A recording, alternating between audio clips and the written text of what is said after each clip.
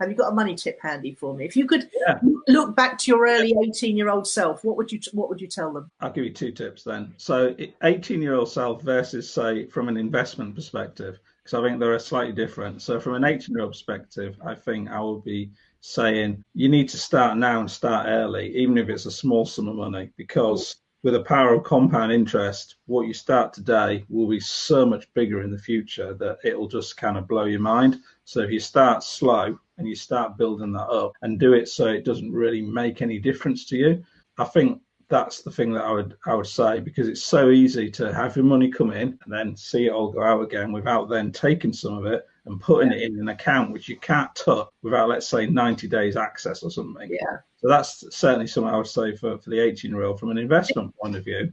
I was just about to add to that, because I remember very much doing, well, it wouldn't have been spreadsheets in those days because I'm much, much older. It would have been graph paper. And I remember working out if I save X amount a week, how much it would become. But the fatal flaw in what I was doing was I was basing it on the bank interest rates, which were tragic even in those days. Yeah. So I didn't get excited about saving to invest and compounding until I found the property world and realised that you could get, 10% a year on your property and a rental yield as well. Suddenly the percentages got much more exciting. So know that you don't have to rely on a 2% per annum if you're lucky compound rate.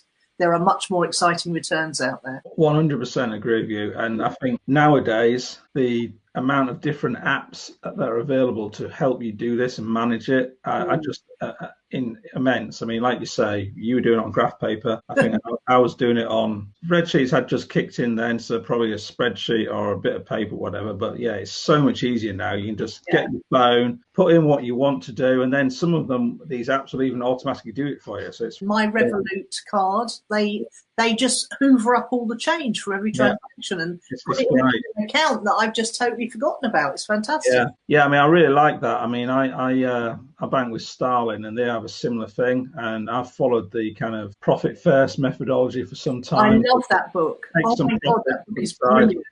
I love it. It's so easy as well. Yeah, it's shot straight into my top 10. There's Rich Dad Poor Dad. There's E-Myth. You mentioned E-Myth Revisited. There's Traction by Gino Wickman.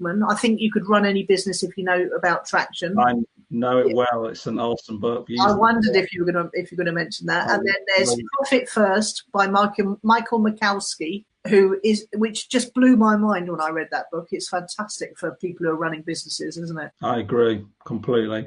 Can I give you the investing tip? Yeah, love to hear it. So the investing tip is something that took a while to get my head around, but it's something that I have worked with my clients for probably at least 5 or 6 years now, and they've all reported that when you do it, it really works effectively and really well. Mm-hmm. And it's particularly useful if you're in the process of wanting to build some kind of portfolio, whether it is property, stocks, whatever it is, but it's where you're investing some money to get a return to build it further. And in essence, it's very simple. It's whatever profits you're making is to put it back in so that you can basically build that pot up to then allow you to purchase the next piece of asset quicker. And what that normally does through doing that, and I usually do this for people that are investing in property, is it probably takes off 3 to 5 years. So what is it's like a snowball effect in the early days? Essentially. So it's like, a lot of my clients are dealing in kind of HMO investments. So they're putting, let's say, 50K into a HMO deal, and then they're maybe getting 30K of that come back, let's say, because they've done finance and they've added value to the property.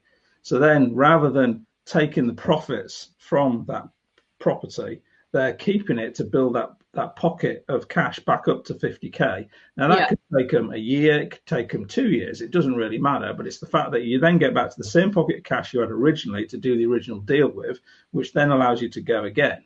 So that means that for the majority of people who have a plan of some description, they don't need that many properties to escape and do whatever they want to do, but it means that they do it so much quicker. So it's kind of like delayed gratification, but it does work really, really well. And my clients that have followed it have said this really takes a lot of time off